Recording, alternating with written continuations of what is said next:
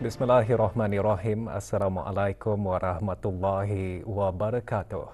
Kebah Dulia Maha Mulia Paduka Seri Baginda Sultan Haji Hassanal Bolkiah Muizzaddin Waddaullah Ibni Almarhum Sultan Haji Omar Ali Saifuddin Sa'dul Khairiwaddin Sultan dan Yang di-Pertuan Negara Brunei Darussalam petang kemarin berangkat ke Ventin Republik Demokratik Rakyat Lao bagi menghadiri sidang-sidang kemuncak ASEAN ke-44 dan ke-45 serta sidang-sidang kemuncak berkaitan yang akan berlangsung pada 9 hingga 11 Oktober 2024.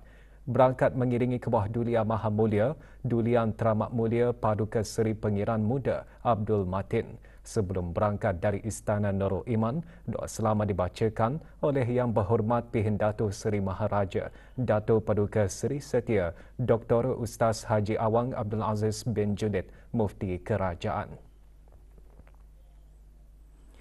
Berangkat di hangar penerbangan Kebah Dulia Maha Mulia di Rimba bagi menyembahkan selamat berangkat ahli-ahli kerabat diraja. Juga hadir Yang Amat Mulia Pengiran-Pengiran Kshatriya, Menteri-Menteri Kabinet, ahli-ahli Majlis Mesyuarat Diraja, Timbalan-Timbalan Menteri, Pesuruhjaya Polis Pasukan Polis Diraja Brunei dan Pemerintah Angkatan Bersenjata Diraja Brunei.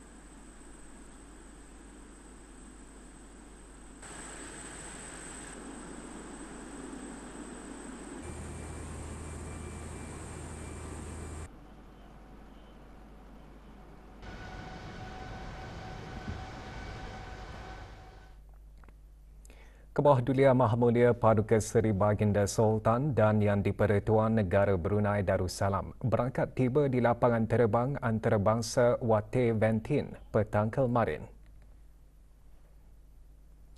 Keberangkatan tiba Kebah Dulia Maha Mulia dijunjung oleh Tuan Yang Terutama Fose Sayason, Menteri Tenaga dan Perlombongan Republik Demokratik Rakyat Lao, juga hadir bagi menjunjung keberangkatan dan tiba Kebah Dulia Maha Mulia Yang Berhormat Datuk Seri Setia Dr. Awang Haji Muhammad Amirliu bin Abdullah, Menteri di Jabatan Perdana Menteri dan Menteri Kawangan dan Ekonomi kedua, Yang Berhormat Datuk Seri Setia Awang Haji Erwan bin Pihin Datuk Pekermajaya Haji Muhammad Yusof, Menteri Hal Ehwal Luar Negeri kedua, dan Tuan Yang Terutama Haji Roslan bin Haji Yaakob, Duta Besar Istimewa dan Mutlak Negara Brunei Darussalam ke Republik Demokratik Rakyat Lao.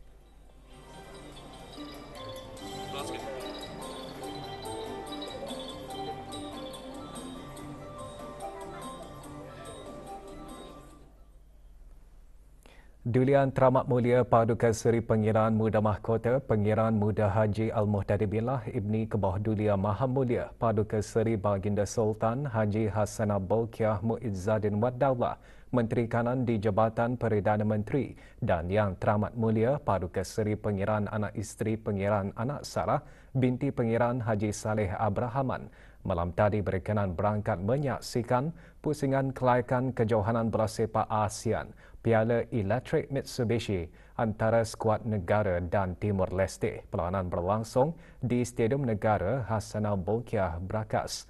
Berangkat sama Paduka Adinda dan Anakda Dulian Teramat Mulia, Dulian Teramat Mulia Paduka Seri Pengiran Muda Abdul Malik, Yang Teramat Mulia Pengiran Muda Abdul Muntakim, Yang Teramat Mulia Pengiran Anak Munirah Madhul Bolkiah, Yang Teramat Mulia Pengiran Muda Muhammad Aiman, dan Yang Teramat Mulia Pengiran Anak Fatimah Az-Zahra Raihanul Bolkiah. Keberangkatan Dulian Teramat Mulia dijunjung oleh Yang Berhormat Datuk Seri Setia Awang Haji Nazmi bin Haji Muhammad, Menteri Kebudayaan Belia dan Sukan. Dalam perlawanan tersebut, skuad negara tewas 0-1 kepada Timor Leste. Perlawanan kedua skuad negara dan Timor Leste akan diadakan 15 Oktober ini di Stadium Chonburi, Thailand.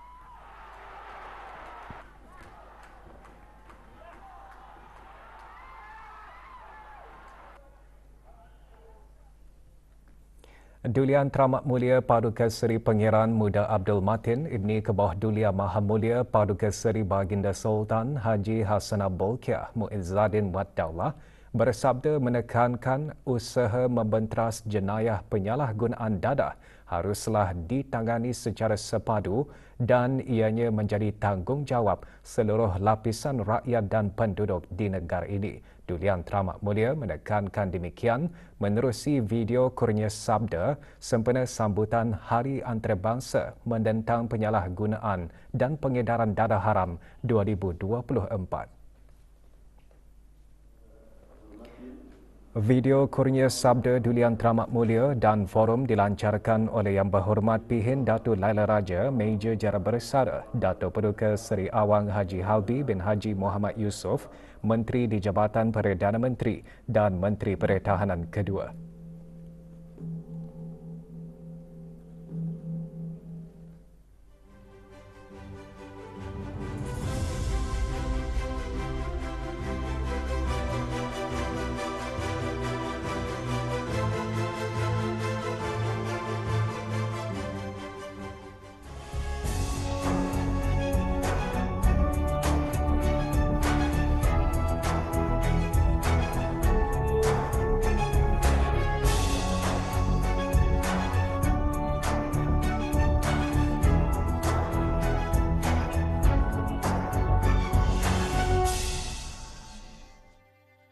Penyalahgunaan dadah adalah salah satu isu sosial yang agak membimbangkan dan ianya boleh memberikan impak yang negatif kepada masyarakat sejagat.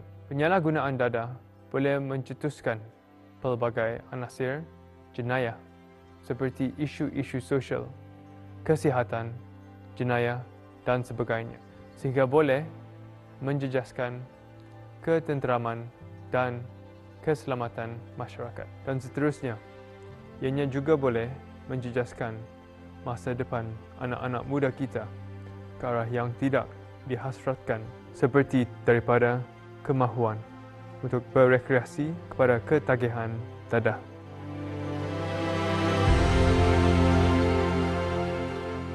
Oleh itu, kita haruslah memastikan anak-anak muda kita sekarang mempunyai platform untuk mampu menahan atau mengelakkan daripada anasir persekitaran penyalahgunaan dadah dan seterusnya memberikan persekitaran yang lebih positif kepada kehidupan mereka seperti memiliki gaya hidup yang sehat dan positif.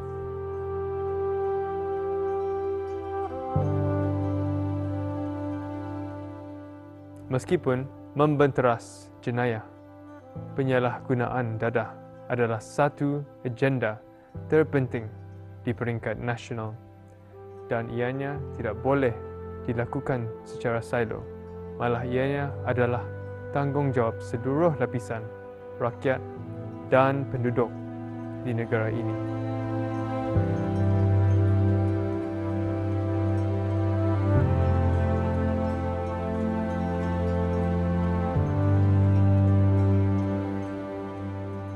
Kita haruslah menangani isu ini secara sepadu. Bersama-sama, kita boleh menyediakan sokongan dan peluang yang sangat diperlukan untuk anak-anak muda kita bagi mewujudkan masa depan yang lebih selamat, sehat dan cerah.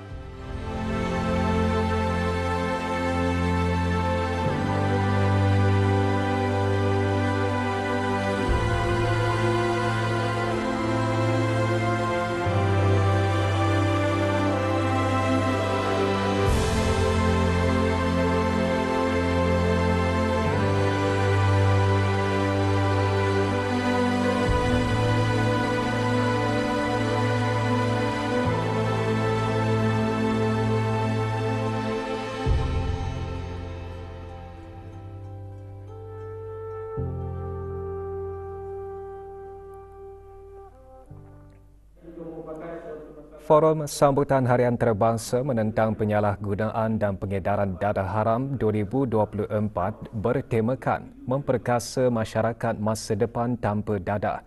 Ahli-ahli panel forum terdiri daripada yang berbahagia Datuk Dr. Zafari bin Zulkifli, Profesor Adjung Antropologi dan Sosiologi Malaysia dan Dr. Haji Muhammad Rozan bin Datuk Paduka Haji Muhammad Yunus, Profesor Adjung UPD. Majlis pelancaran video Kurnia Sabda berlangsung di The Empire, Brunei.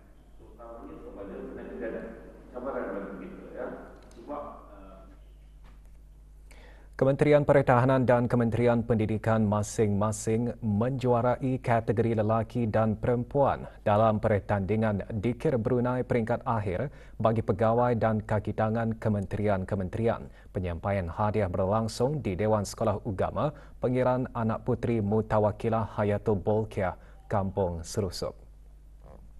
Penyampaian hadiah disempurnakan oleh Yang Berhormat Pihin Udana Hatib Dato' Paduka Seri Setia Ustaz Haji Awang Badarudin bin Pengarah Dato' Paduka Haji Awang Othman, Menteri Hal Ehwal Ugama. Dianjurkan oleh Jabatan Hal Ehwal Masjid melalui bahagian imarah bersama Jawatankuasa Takmir Masjid Muhammad Bolkiah. Pertandingan diadakan bersempena sambutan Maulid Nabi Muhammad sallallahu alaihi wasallam.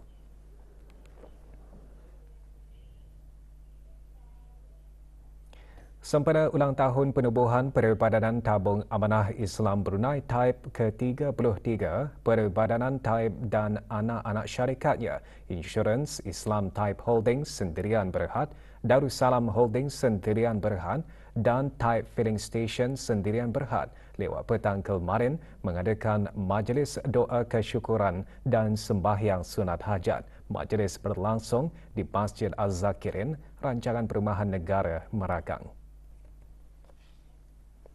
Hadir Yang Berhormat Pihin Udana Hatib Dato' Paduka Seri Setia Ustaz Haji Awang Badarudin bin Pengarah Dato' Paduka Haji Awang Othman, Menteri Hal Ehwal Ugama selaku penasihat Lembaga Pengarah Perbadanan Taib dan Yang Berhormat Pihin Dato' Laila Raja, Mejajar Bersara Dato' Paduka Seri Awang Haji Halbi bin Haji Muhammad Yusof, Menteri di Jabatan Perdana Menteri dan Menteri Pertahanan kedua selaku pengerusi Lembaga Pengarah Perbadanan Taib. Majlis dimulakan dengan sembahyang fardu maghrib berjemaah serta sembahyang sunat hajat diikuti dengan bacaan surah Yasin dan doa kesyukuran.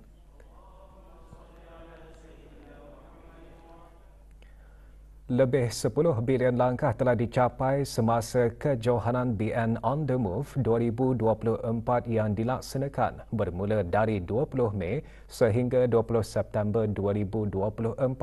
Kejohanan menarik penyertaan lebih 31,000 orang. Majlis penutupan dan penyampaian hadiah berlangsung di Dewan Al-Afiah Kementerian Kesihatan. Penyampaian hadiah disempurnakan oleh Yang Berhormat Dato' Seri Setia Dr. Awang Haji Muhammad Hisham bin Haji Jaafar, Menteri Kesihatan.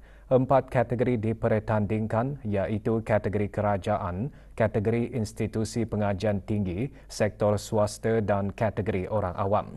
Kejohanan kali ini merupakan satu lagi langkah proaktif Kementerian Kesihatan bertujuan mempertingkatkan gaya hidup sihat dan aktif dalam kalangan rakyat. Ia juga menggalakkan pengguna aplikasi BroHealth untuk berdaya saing dalam melakukan kegiatan fizikal melalui pengiraan jumlah langkah setiap hari bagi pasukan dan kategori masing-masing.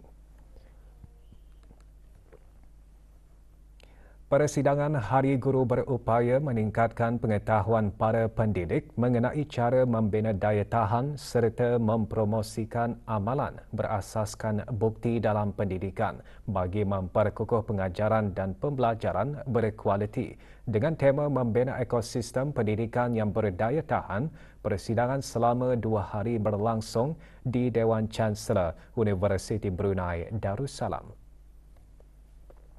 Hadir Yang Berhormat Datin Seri Setia Dr. Dayang Hajar Romaizah binti Haji Muhammad Saleh, Menteri Pendidikan. Pengisian acara, penyampaian ucap tama, bengkel dan sesi Learning Circle. 1,200 orang terdiri daripada guru-guru sekolah kerajaan dan swasta serta wakil institusi pengajian tinggi di bawah Kementerian Pendidikan dan Kementerian Hal Ehwal Agama menghadirinya. Persidangan diadakan bersempena sambutan Hari Guru ke-34. Peraturan-peraturan dan kehendak-kehendak yang berkaitan dengan keselamatan, kesihatan dan kesejahteraan jemaah haji negara Brunei Darussalam dan isu-isu yang berbangkit dalam pengurusan haji pada musim haji tahun lalu bagi tujuan penambahbaikan dan memastikan kelancaran pengurusan haji pada musim haji tahun 1446 Hijrah 2025 Masihi. Perkara tersebut antara isu yang dibincangkan semasa mesyuarat persiapan pengurusan haji bagi musim haji tahun 2025 yang diadakan di antara Kementerian Hal Ehwal Agama bersama Kementerian Haji dan Umrah Arab Saudi secara dalam talian. Mesyuarat diadakan petang kemarin di Kementerian Hal Ehwal Agama. Mesyuarat dihadiri oleh Awang Haji Muhammad Rosli bin Haji Ibrahim, Setiausaha Tetap Kementerian Hal Ehwal Agama. Juga menyertai mesyuarat Dayang Nur Hafizah binti Haji Muhammad Sofian, Kuasa Usaha Sementara Kedutaan Negara Brunei Darussalam di Riyadh, Arab Saudi selaku Wakil Duta Besar Istimewa dan Mutlak Negara Brunei Darussalam ke Arab Saudi. Hasil mesyuarat akan dihadapkan ke mesyuarat peringkat Menteri bagi Persidangan Haji edisi keempat dan pameran pada bulan Januari tahun depan di Arab Saudi. Muhammad Amirul Aiman bin Pangeran Haji Mara Joki, Qari Negara Brunei Darussalam malam tadi memperdengarkan bacaan ayat-ayat suci Al-Quran pada majlis tilawah dan menghafaz Al-Quran peringkat antarabangsa kali ke-64 di Kuala Lumpur, Malaysia.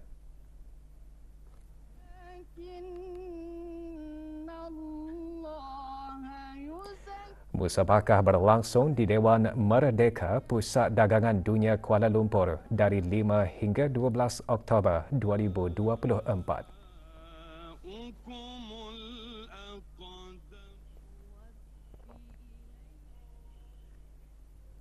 Jarawara Kesihatan Buah Pinggang untuk Semua bagi institusi pendidikan tinggi bertujuan meningkatkan kesedaran serta mendidik tentang langkah-langkah pencegahan dan pilihan gaya hidup sihat untuk mengekalkan kesihatan buah pinggang.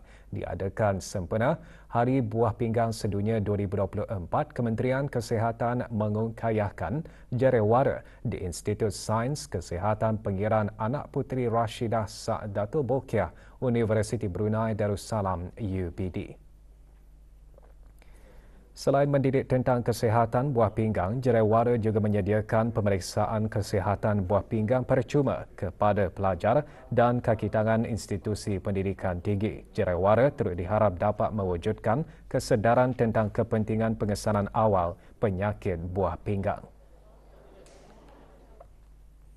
Maharajan Kaligrafi Islam Antarabangsa Negara Brunei Darussalam 2024 akan diadakan selama 3 hari bermula 16 Oktober ini. Maharajan merupakan projek pertama yang julung kalinya dikendalikan secara berkolaborasi oleh Yayasan Sultan Haji Hassanah Bolkiah melalui Pusat Pengajian Kesenian dan Kaligrafi Islam bersama Universiti Islam Sultan Sharif Ali, Kolej Universiti Perguruan Agama Seri Begawan dan Islamic Research Centre and Islamic Art History and Culture Republik Turki. Sehubungan itu, sesi taklimat media diadakan di Pusat Pengajian Kesenian dan Kaligrafi Islam Rumah Semaun, Jalan Jerambak. Sesi antaranya menyentuh tentang program yang dirancang sepanjang Maharajan termasuk pertandingan seni khat peringkat serantau Asia dan pameran kaligrafi Islam antarabangsa yang mengetengahkan karya-karya penulis seni khat tempatan dan antarabangsa. Antara tujuan Maharajan mengembangkan penyebaran ilmu seni kaligrafi ke pelosok serantau.